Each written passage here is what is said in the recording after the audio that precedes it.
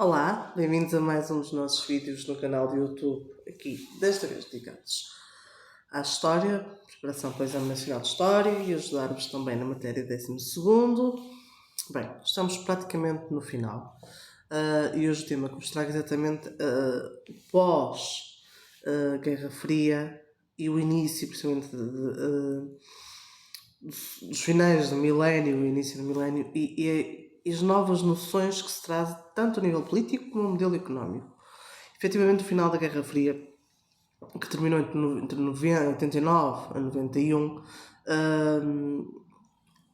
levou a que houvesse uma nova noção da ordem mundial. E começamos aqui a ter uma série de expectativas muito otimistas, principalmente depois da degradação da URSS.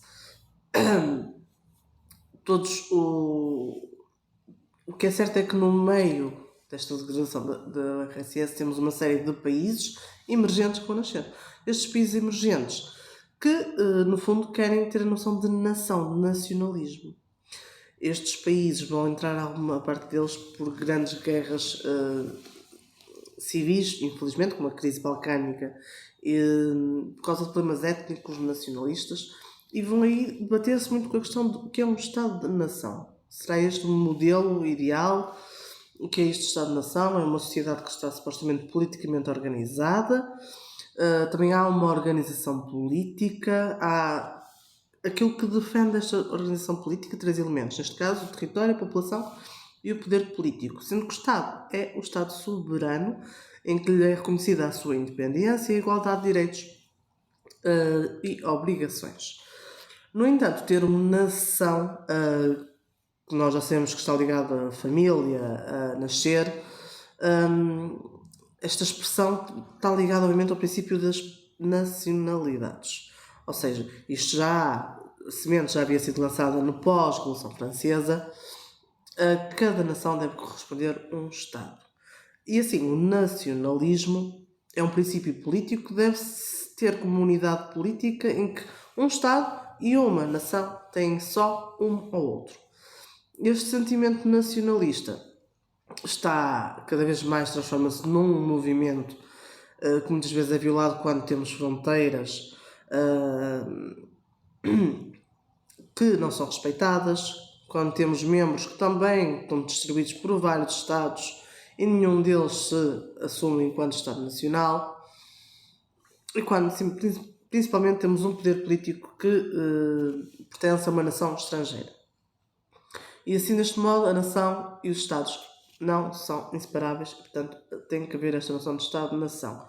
E este Estado-nação vai crescer muito no pós-Guerra Fria, com os tais confrontos diretos entre leste e oeste, abusos e direitos, e obviamente que este papel do Estado-nação não parece ter esgotado, não é? Porquê? Porque cada vez mais há esta noção de uma nova ordem para ser realizada. O Estado-nação também acaba por ser fundamental na maneira como os indivíduos veem a sua sociedade e se estão integrados numa sociedade, uma segurança, solidariedade e, acima de tudo, a homogeneização cultural. O futuro, obviamente, assim, do Estado-nação muitas vezes pode ser em causa pelas tais tendências globalizacionais, supranacionais e divisões regionais. O que é certo é que aqui também há uma explosão após a Guerra Fria das tais realidades étnicas que também têm que ser reconhecidas e respeitadas, principalmente nos Balcãs, na Europa de Leste, na África Central e no Sueste Asiático. Claro que a forma como elas vão começar a ser reconhecidas inicialmente não, todo o processo é de forma violenta. Por exemplo, a crise dos Balcãs, em que temos aqui a Jugoslávia, o Marshal Tito, que foi herói da resistência contra os nazis. No final dos anos 90, este desmembramento da URSS despertou muita força nestes grupos étnicos e assim a Eslovénia, a Macedónia e a Croácia recusam a tal autoridade sérvia e reclamaram a separação e a autodeterminação. Neste caso, a Bósnia vai seguir o mesmo exemplo e assim chegamos aos acordos de Dayton, em que Clinton esteve aqui à frente, exatamente, em que se reafirmam estes territórios como autónomos. E no fundo também para travar as chamadas limpezas étnicas, que nós já vamos falar, infelizmente. Na Europa de Leste começam também a ver as tais democracias populares, principalmente no caso da Polónia e da Hungria, que fazem as primeiras eleições livres. Efetivamente, o resto das outras democracias populares da Europa de Leste não tardaram em cair. Mesmo a própria Federação Russa, neste caso a de Chechênia, é o caso mais conhecido em que queriam a independência e assim a conseguiram. Portanto, o que é certo é que por toda a URSS acabamos por ter vários conflitos étnicos e tribais. As próprias fronteiras coloniais acabam por ser muito divergentes. E há aqui vários domínios de grupos, tribos, nações que naquela altura vão querer a independência. O mesmo acontece na África, com processos de descolonização, principalmente a portuguesa, que deixam grandes marcas de guerras civis nestes países, principalmente até à década de 90, na questão do Ruanda, também do Burundi e do Congo. Na Ásia, o caso que até nos é mais conhecido e que nós conhecemos é o caso de Timor. Portugal dá a independência a Timor em 74, a Indonésia invade Timor e anexa e começa assim uma guerra civil muito, muito violenta que só termina em 2001. Quanto às questões transacionais, temos esta noção cada vez mais de globalização. É algo que nós temos nos dias de hoje. Portanto, é esta noção de que se pode ir de um lado para o outro. Claro que temos muitos migrantes legais e principalmente a queda do RSS faz com que haja uma abertura ao mundo destes países de leste, mas também temos muitos migrantes ilegais, muitos refugiados. Nós temos esses problemas atualmente quanto a questões de estados de acolhimento, a questão de segurança social, a questão das fronteiras e, portanto, a questão de segurança. E a questão de segurança aqui, depois da Guerra Fria, tornou-se um ponto em comum para estes Estados. Em primeiro lugar, ter a noção de que os países têm capacidade militar, ter atenção também ao fluxo de dinheiro a nível económico que poderá colocar em causa as fronteiras políticas e nacionais. Isto foi o que aconteceu no ano passado com a questão da Ucrânia, não é? Começar a perceber os reenraizamentos étnicos, os fundamentalistas, sejam os religiosos, étnicos, por aí fora, e também o aumento da criminalidade, narcotráfico, obviamente a proliferação de armas de destruição maciça, a escalada de terrorismo e a frequência de dimensão de crimes ambientais. E assim chegamos a um período de total terrorismo internacional. Podem ver aqui neste mapa isto tudo a começar, isto só no ano de 2020, 2002, e aqui na Europa 2004, 11 de março em Madrid, Londres 2005,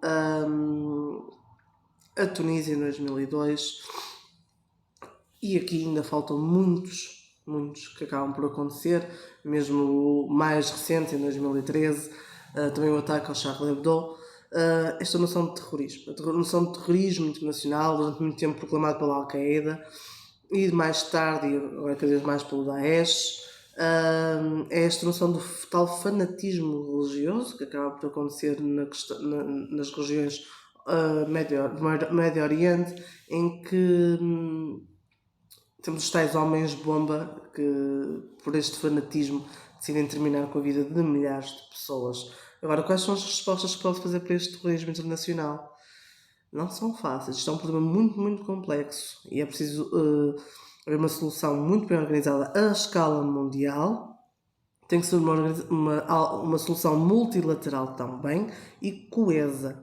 Tem que ser adequada e proporcional. Não temos de ter a noção de que também estamos aqui a falar aquela velha máxima, todos os muçulmanos são terroristas. Calma. É preciso ser muito bem organizada. Por isso, porque nós temos a noção que os terroristas estão organizados em qualquer lugar, podem se organizar facilmente e não precisam ser muçulmanos, por assim dizer. Recentes preocupações. O ambiente. A globalização também traz essa preocupação com o ambiente, a áreas florestais, a água potável, principalmente no caso africano, a poluição marinha, nos últimos anos tem estado em voga, e cada vez mais o uso e o não uso de combustíveis fósseis, combustíveis renováveis ou não renováveis,